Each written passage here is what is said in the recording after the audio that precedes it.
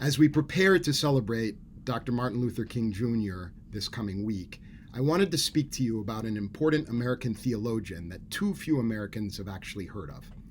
His name was Reinhard Neibhur, and his book, Moral Man and Immoral Society, was a critical inspiration for the social revolution and civil rights movement of the 1960s.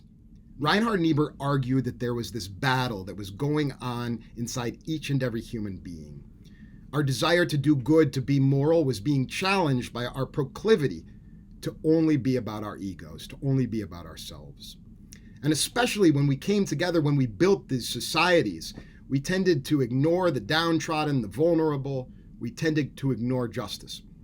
And Niebuhr was against the idea that we should just let time heal our world. He believed that if we left it to time, the world would be in a deeply sad place.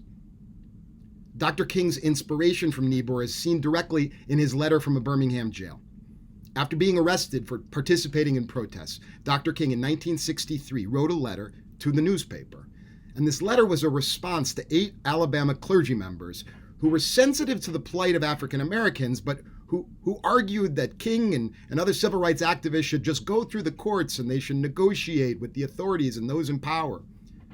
And using Neibhur, Dr. King wrote this moving letter that argued that they couldn't wait for things just to get better. That wasn't a possibility.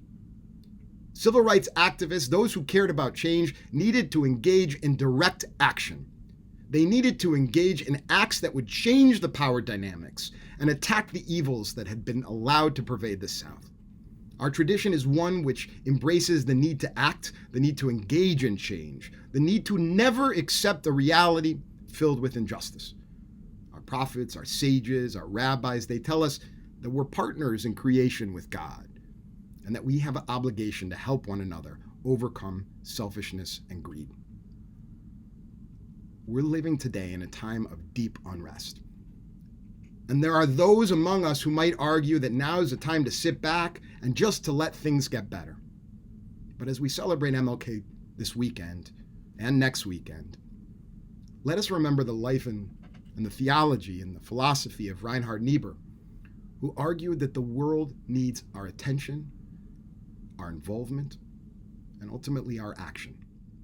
Shabbat Shalom.